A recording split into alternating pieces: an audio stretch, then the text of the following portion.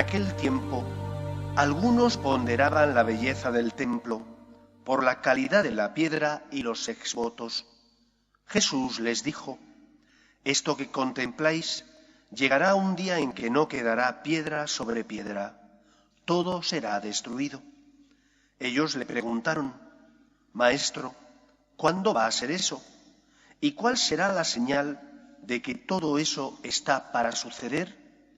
Él contestó: cuidado con que nadie os engañe, porque muchos vendrán usurpando mi nombre diciendo yo soy, o bien el momento está cerca. No vayáis tras ellos. Cuando oigáis noticias de guerras y de revoluciones, no tengáis pánico, porque eso tiene que ocurrir primero, pero el final no vendrá enseguida. Luego les dijo: se alzará pueblo contra pueblo y reino contra reino. Habrá grandes terremotos y en diversos países epidemias y hambre. Habrá también espantos y grandes signos en el cielo. Pero antes de todo eso os echarán mano, os perseguirán, entregándoos a las sinagogas y a la cárcel, y os harán comparecer ante reyes y gobernadores por mi causa. Así tendréis ocasión de dar testimonio. Haced propósito de no preparar vuestra defensa, porque yo os daré palabras y sabiduría a la que no podrá hacer frente ni contradecir ningún adversario vuestro. Y hasta vuestros padres y parientes, y hermanos y amigos os traicionarán, y matarán a alguno de vosotros, y todos os odiarán por mi causa. Pero ni un cabello de vuestra cabeza perecerá. Con vuestra perseverancia salvaréis vuestras almas. Palabra del Señor.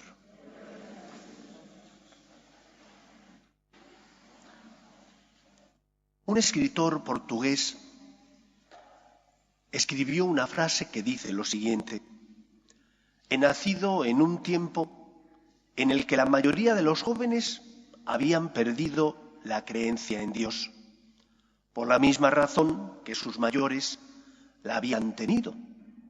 ¿Y cuál es esa razón? Sin saber por qué. Decía este señor que los jóvenes habían perdido la fe sin saber por qué, pero es que los mayores decían tenerla sin también saber por qué la tenían. Tengo la impresión de que esto puede ocurrir en nuestra Iglesia. Y puede ocurrir en nuestra Iglesia porque corremos el riesgo de perder lo esencial. ¿Y qué es lo esencial?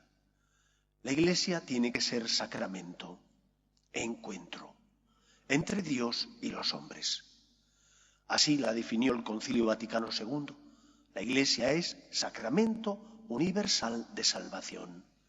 Es decir, Cristo por medio de la Iglesia llega y toca el corazón de las personas. ¿Qué significa, por tanto, la misión de la Iglesia? Llevar a Cristo a los demás. Esa es la principal misión de la Iglesia. Y uno cuando siente que Dios le ama, cuando toca la misericordia divina y la experimenta en su vida, entonces se convierte, entonces se enamora, entonces experimenta que su fe tiene sentido. Y esto es lo que quizás nosotros estemos perdiendo. Vivimos en una iglesia, o un tiempo, al menos, en el que la iglesia a veces calla. Calla sobre los misterios fundamentales de la persona, de la salvación. ¿Se habla ya del cielo? ¿Se habla del infierno? ¿Se habla del purgatorio? ¿Se habla del perdón de los pecados? ¿Se habla de la verdad? Porque si yo pido perdón, es porque no he hecho lo que debía. Me he equivocado, he tropezado. Por lo tanto, habrá una verdad inmutable que no dependerá de las apetencias de la sociedad y del mundo de nuestros días, que no dependerá de lo que digan las mayorías, sino que al contrario, habrá un terreno firme sobre el que pisar, que yo siempre sabré que es bueno, mientras que si no hago lo que el Señor me pide, siempre sabré que es malo. Vivimos un momento desconcertante. Desconcertante porque dentro de la propia Iglesia, sacerdotes e incluso a veces la jerarquía, hemos hecho un silencio sobre lo esencial. Y hablamos de cosas que son importantes, por ejemplo, la paz, la caridad, ayudar a los necesitados, pero estamos obviando la parte más importante. Cristo ha venido a salvar a los hombres. Jesús, el Hijo de Dios, quiere tocarte el corazón porque te ama. Y porque te ama se queda en la Eucaristía. Instituye la Iglesia con sus sacramentos. ¿Por qué tengo fe? Creo que nos deberíamos preguntar todos nosotros eso. Yo tengo fe porque me he encontrado con Cristo. Yo tengo fe porque sé que Dios me ama. Yo tengo fe porque sé que el Señor que me ama y que me quiere ilumina mi conciencia para que sea feliz. Porque eso es lo que Dios quiere, que sea plenamente feliz. Y por eso, porque me he encontrado con Cristo, tengo fe, confío en Él. Pero si yo no hablo de Cristo, si en mis homilías, en lugar de hablar de Cristo, hablo de la cuestión social, de los problemas económicos, estaré haciendo algo que no estará mal, pero no para lo que el Señor me ordenó sacerdote. ¿No hay un silencio sobre lo esencial? Muchos jóvenes han dejado de practicar. No saben por qué. Pero bueno, como sus compañeros tampoco lo hacen, ellos dejan de practicar. Pero el problema mayor es que los adultos, que deberíamos saber por qué tenemos fe, muchas veces no lo sabemos. Y si no lo sabemos, ¿qué testimonio vamos a dar en el mundo?